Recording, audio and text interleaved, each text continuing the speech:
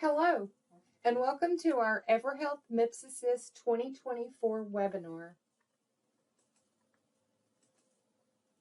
This webinar will cover the changes CMS made to MIPS reporting in 2024 across all categories. Getting off to a good start is very important. Here are some things you'll need to do. They are: check your participation status on the Quality Payment Program website. Understand your reporting requirements. Select up to 6 quality measures that will work best for your practice.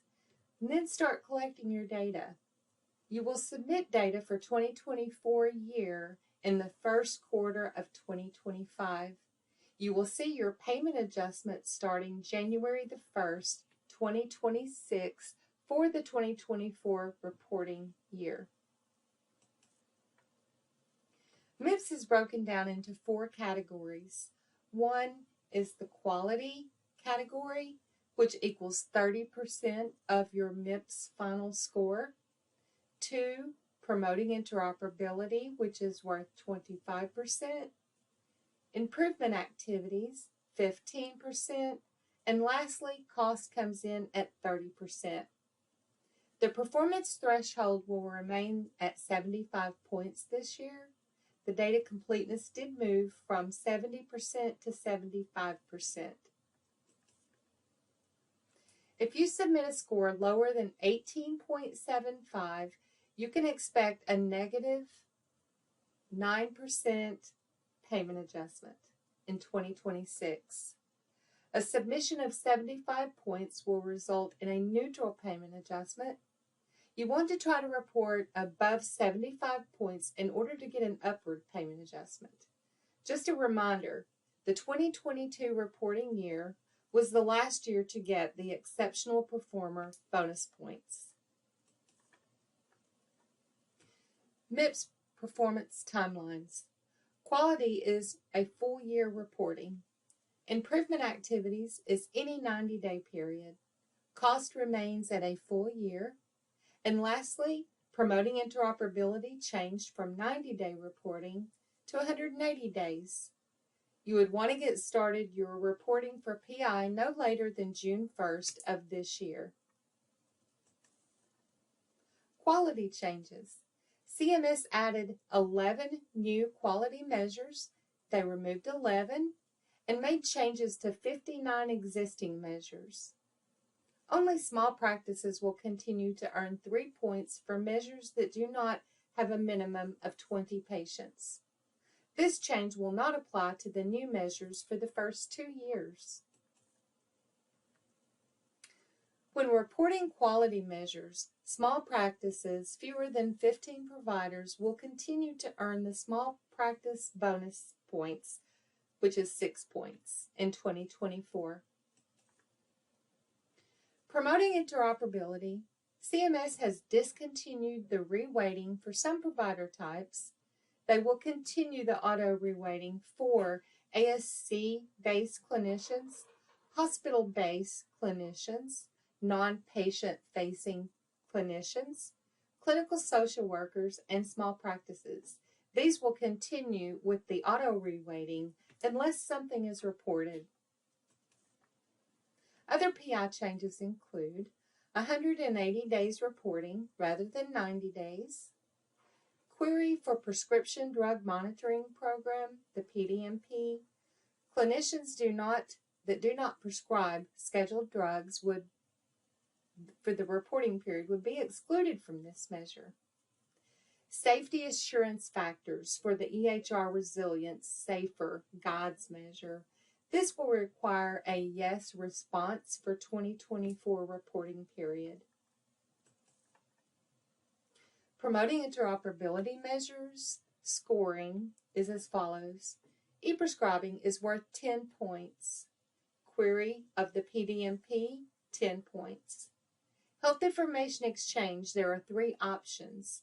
Option 1, support electronic referral loops by sending health information, is worth 15 points.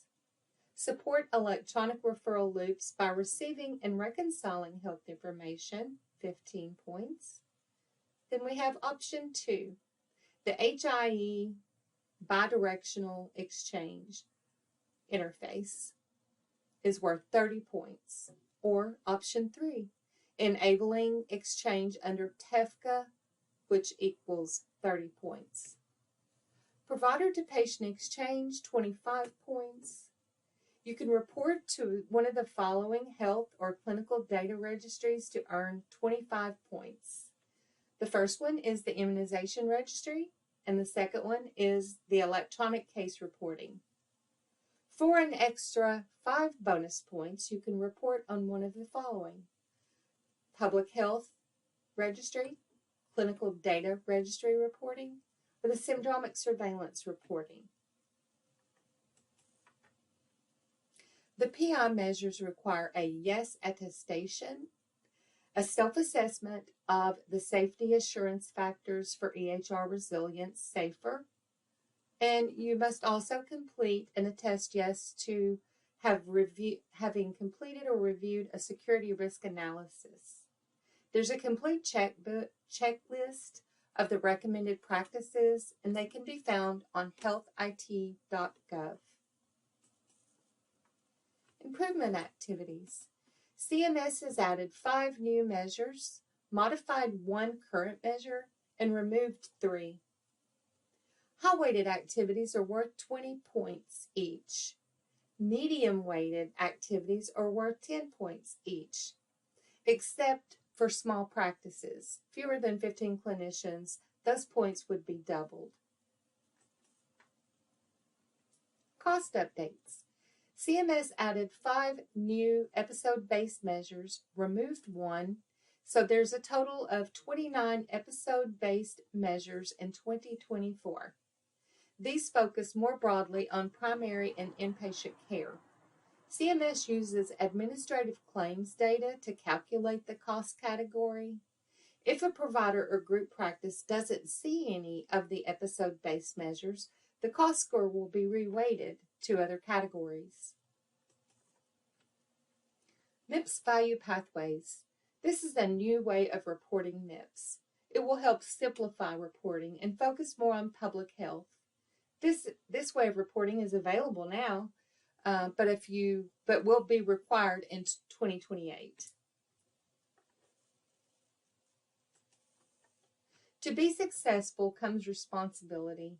Providers and group practices need to determine MIPS eligibility, choose up to 6 quality measures, decide whether to report individual level or group level, assure the proper documentation is being done, and keep an eye on your reports. If you see a decline in numbers, reach out to your MIPS representative as soon as possible to get back on track.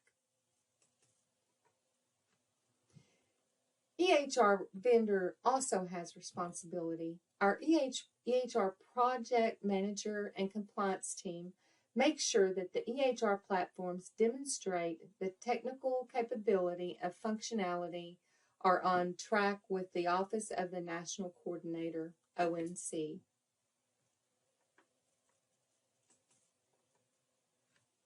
Our MIPS Assist program can help you make reporting easier. Receive hand-holding assistance from start to finish. Our MIPS consultant can help create plans to avoid payment penalty and most times optimize your score, where providers or group practices can earn an upward payment adjustment. Your MIPS consultant will meet with you quarterly to confirm you stay on track to meet your goals.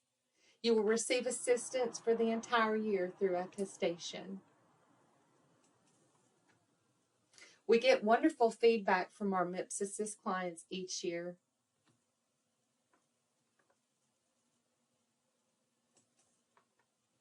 Thank you so much for your time today. We look forward to assisting you with your MIPS goals in 2024. Thank you.